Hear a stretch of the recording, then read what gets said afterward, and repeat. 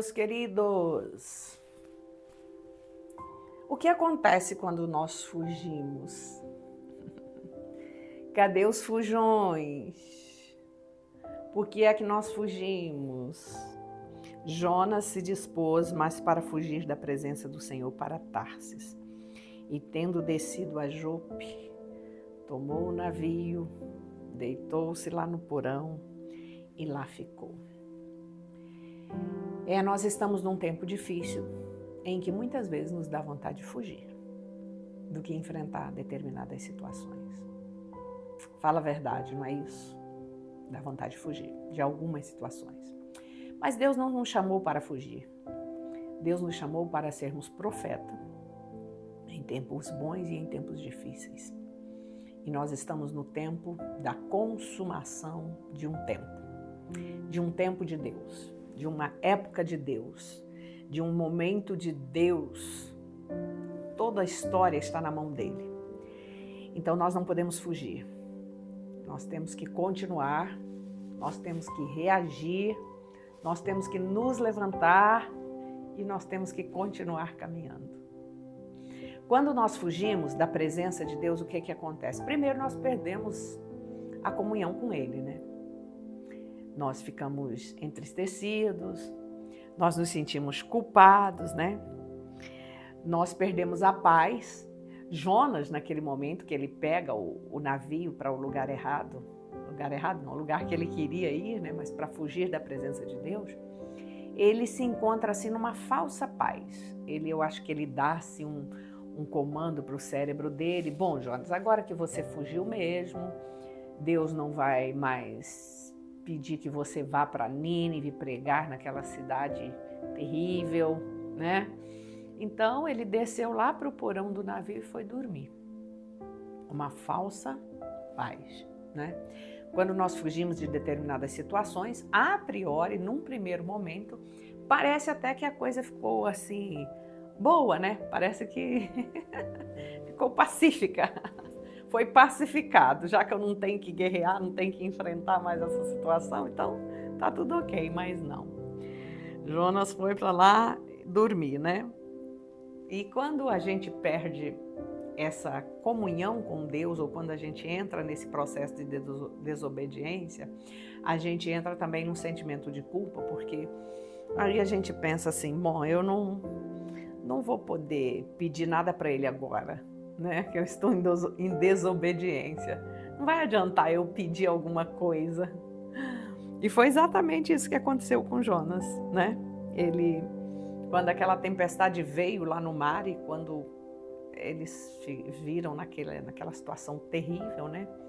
Jonas poderia ter dito assim, Senhor, me perdoe, eu vim para o lugar errado, mas eu quero... Mas não, Jonas falou lá com os comandantes do navio assim, olha, me joguem no mar. Ele não pediu nada para Deus. Ele foi pedir depois que ele já estava lá no ventre daquele grande peixe. Aí ele clamou lá das profundezas, né? Do abismo. Ele chamou de abismo o lugar em que ele estava. Mas no momento da tempestade, ele não pediu, ele consentiu. Os marinheiros vieram, os comandantes do navio, disseram assim, de onde você é? Quem é o seu Deus? Por que nos sobreveio essa tamanha tempestade? Aí lançaram sortes lá e a sorte caiu sobre Jonas, né? E eles perguntaram, quem é o teu povo? De onde você é? Quem é o teu Deus? E aí Jonas começa aquele processo de confissão, né? Eu sou hebreu e tal, estou fugindo da presença do Senhor. Então, foi um transtorno. Mas é outra situação que nós nos vemos quando nos encontramos em desobediência ou fugindo da presença do Senhor. A gente não se sente no direito de pedir misericórdia, de pedir que Ele mude o curso, porque a gente está em desobediência. Na maioria das vezes, esse é o comportamento de todo aquele que desobedece e que foge, né? Não temos mais o direito de pedir nada para Ele. Então, o que ele falou para os marinheiros? Pode me jogar no mar, que a tempestade vai cessar. Olha que triste, que triste, que triste. Ou seja, ele pediu naquele momento, né, a morte dele. E quando nós fugimos também da presença do Senhor, nós nos expomos à tempestade e expomos também aqueles que estão conosco na caminhada. Concorda comigo que Jonas era o fator complicador ali da situação? Era o culpado de quem aquela tempestade veio. Mas todo mundo que estava sofreu com ele.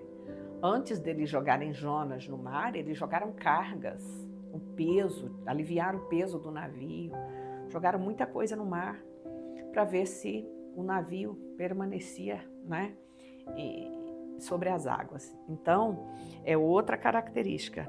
Nós nos expomos a tempestades, mas não só nós mesmos, mas quem está conosco também.